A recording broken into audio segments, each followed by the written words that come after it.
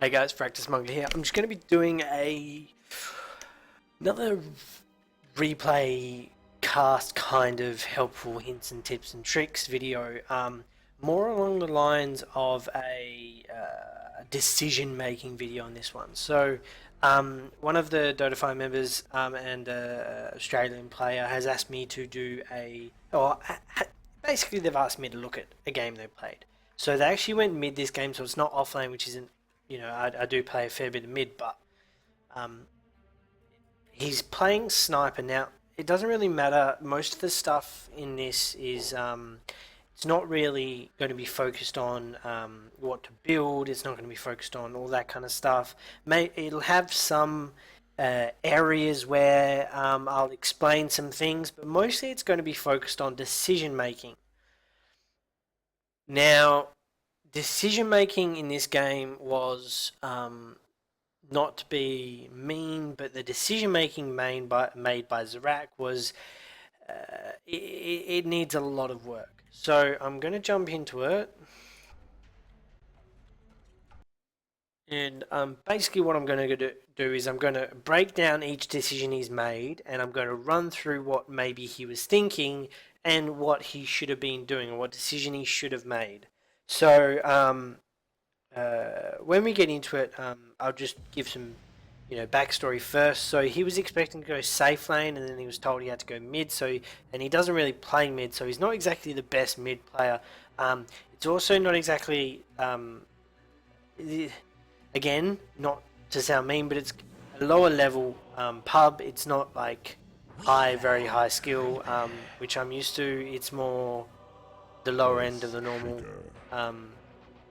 pubs, but I mean, he's got a lot of potential, and hopefully this video will help him out in his future gameplay.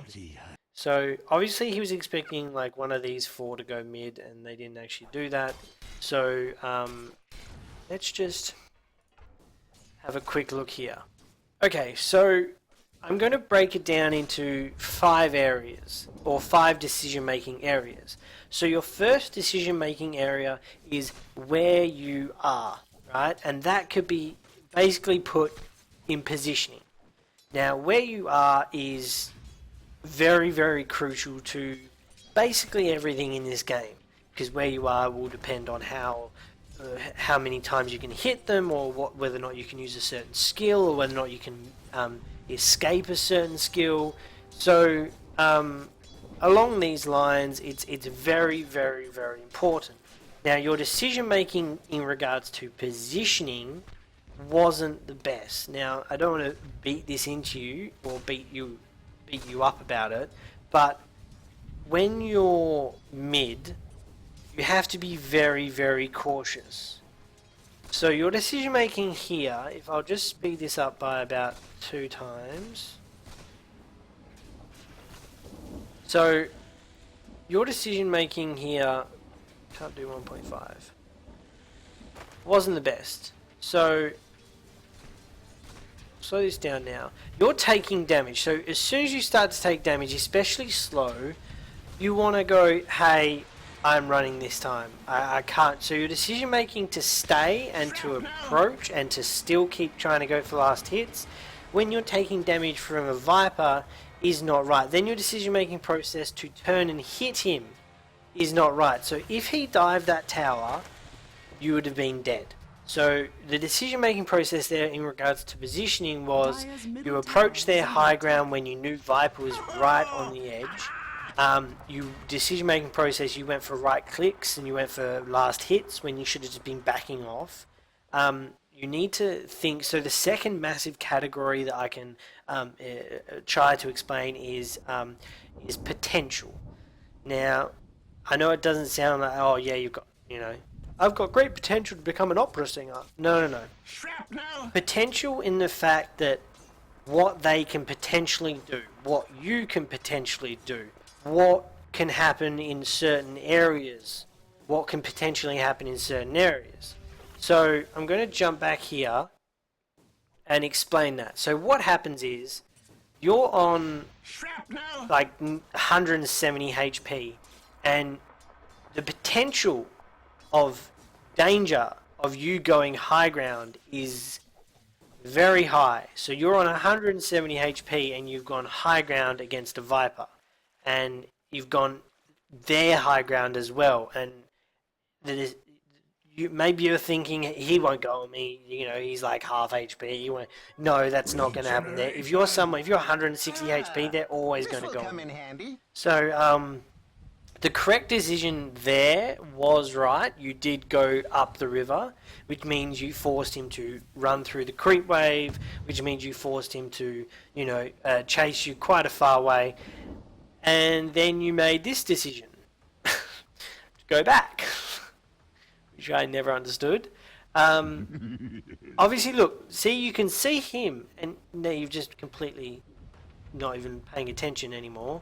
You've gone back there and you're dead straight away. So in regards, so that one there was the first and second category. It was bad decision making in regards to positioning, and it was bad decision making in regards to potential. You potentially could die if you went high ground. You could potentially get hit a couple of times and have to go all the way back to base. You could potentially get away.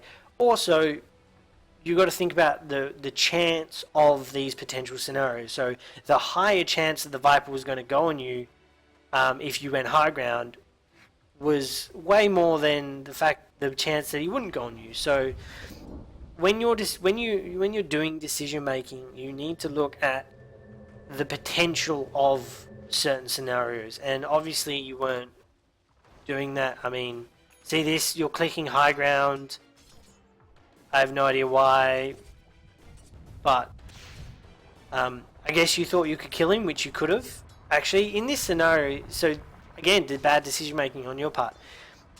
What can you potentially do to him, right? You could have killed him here. Look how much damage you're doing to him. You could have killed him. You late shrapneled. You didn't shrapnel straight away, which means you missed out on a kill there. A return kill as well, which is even better, because maybe he hasn't even spent his gold yet, so you're taking it. And all that kind of stuff. So your decision making in first and second categories, it needs to improve by a substantial margin. You need to look at where you are in relation to them and that kind of stuff. Now, your decision making in the third category is a mixture of the first and second, and it's a little bit more complicated in that I don't think some people think about it, but I do.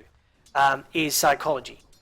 So decision making psychology wise is a lot more complicated. It's a lot more intensive thought processes taken into account, but basically you have to make a decision based on what you think they want to do or are going to do.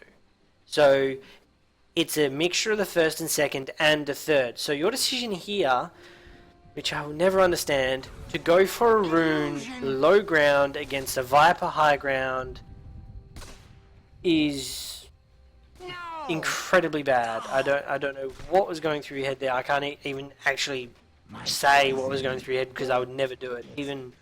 But so if we're to take all those three categories into account and actually have a look at what you're doing, your decision making process, if we to take those three categories into account, would have been this. So let's go back to the very start.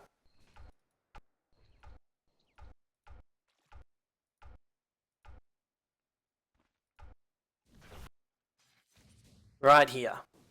I would have gone, okay, he's there. Okay, he's moving close to the creep wave. Okay, he's positioning. I'm just going to go for this right click.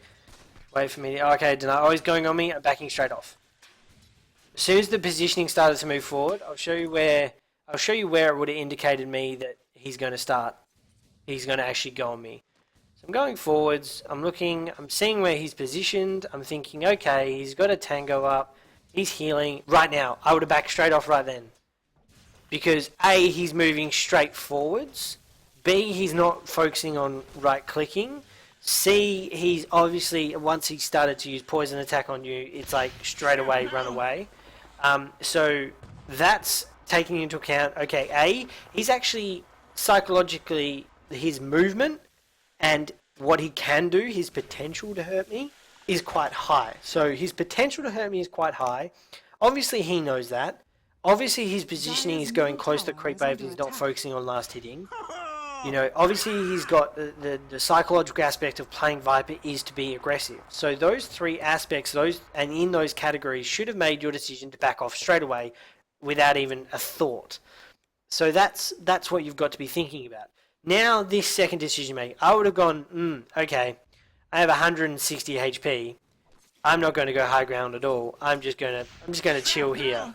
Your camera is a bit off. I would have stayed, see there, I would have stayed all the way back here. This is where I would have stayed. You went all the way up to the creep wave. So the decision making process should have been, I have no HP. Why the fuck am I going near him? And that wasn't the decision making process. There was some other force at work, and you obviously weren't thinking along those lines. So when you're looking at decision making, you need to take into account those three categories.